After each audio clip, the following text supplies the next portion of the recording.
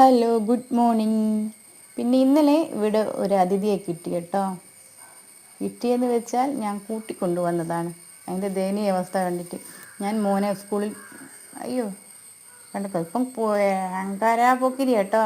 ഞാൻ ഇന്നലെ കൂട്ടി വരുമ്പോൾ എന്തായിരുന്നു എല്ലാം കൂടി തീരെ വയ്യ. ഇനിയിപ്പം പാലെല്ലാം കുടിച്ച് ഉഷാറായി.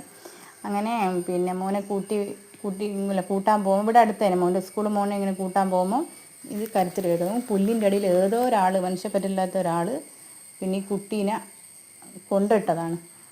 കുഞ്ഞി പൂച്ച പ്രസവിച്ച് ഇന്നലെ എനിക്കൊന്ന് ആകെ 2 ഡേ കഴിഞ്ഞേ ഉള്ളൂ പ്രസവിച്ചിട്ടെന്നാണ് തോന്നുന്നത്. അങ്ങനെ പാല് കുടിക്കേണ്ട അമ്മയുടെ പാല് കുടിക്കുന്ന സമയത്ത് ഏതോ ഒരാൾ ഈ പൂച്ചക്കുട്ടിയെ കൊണ്ടിട്ടിക്ക്. കരച്ചിൽ.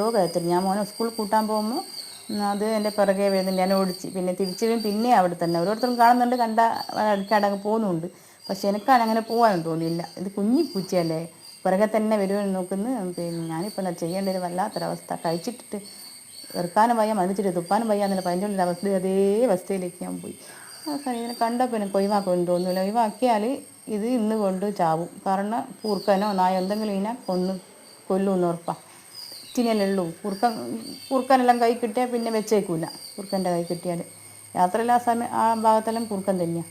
ഫുൾ കുറുക്കന്മാർ തന്നെയാണ്. വയലും കനാലിലെല്ലാം തുള്ളിയാൽ അത് വെള്ളത്തിൽ പോകും, ചത്തും പോവും.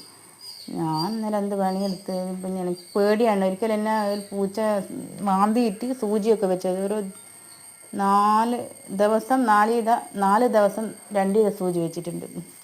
അങ്ങനെ അതിൻ്റെ എല്ലാ അനുഭവം കൊണ്ട് പേടി. മക്കളെല്ലാം കഴിക്കുമോ മാന്തുമോ എന്നൊക്കെ ചെയ്താൽ എന്നാലും വേണ്ടിയില്ല. എനിക്കെന്തോ ഒഴിവാക്കാൻ തോന്നിയില്ല. അപ്പം ഞാനിങ്ങ് കൂട്ടി. അപ്പം ഞാൻ പാലും അതൊക്കെ കൊടുത്ത് ഇപ്പോൾ ഒരു ഉഷാറാക്കി എടുത്തിട്ടുണ്ട്.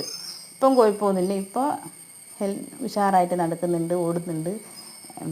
സ്കൂളിൽ പോകുന്ന മുന്നേ എൻ്റെ മോൻ്റെ ഓടി കളിച്ചതാണ്.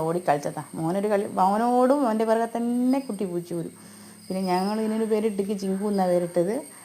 പിന്നെ ഞാൻ വിചാരിക്കുന്നു ഇപ്പം എല്ലാവരും പറയുന്നില്ലേ പൂച്ചകളിൽ നിന്ന് അടുപ്പിക്കരുത്, വിഷബാധയേക്കും പേവിഷബാധയേക്കും എന്നെല്ലാം പറയാൻ വേണ്ടി ഒരു പേടിയാണ്. മക്കളുടെ കാര്യത്തിൽ എല്ലാം മന്ദൂരം ചെയ്ത പ്രശ്നമല്ലേ, ഒരു പേടിയുണ്ട്. പിന്നെ എന്നാലും അകലം പാലിക്കും. അകത്തങ്ങനെ കയറ്റൂല. ഇനി എന്നിട്ട് ദേശമൊന്നും ഉഷാറായി സ്വന്തം കാര്യം നോക്കുവാനാകുമ്പോൾ അങ്ങ് അകറ്റാന്നുള്ളതില്ല. പക്ഷെ അങ്ങനെ അകറ്റുമെന്നാവില്ലെന്ന് തോന്നുന്നു. ഇത്രയും അടുത്താൽ ഇപ്പം തന്നെ ഞാൻ അടുത്തു പോയി. പിന്നെ കുഴപ്പമില്ല. ഇപ്പോൾ ഉഷാറായിട്ട് പോകുന്നു. പാലൊക്കെ കുടിച്ച് ഇപ്പം ഹെൽത്തി ആയിട്ട് നിൽക്കുന്നു. ഇന്നലെ വല്ലാത്തൊരവസ്ഥയായിരുന്നു പൂച്ചേൻ്റെ. തീരെ കണ്ണ് തുറക്കാനും കൂടി വയ്യായിരുന്നു.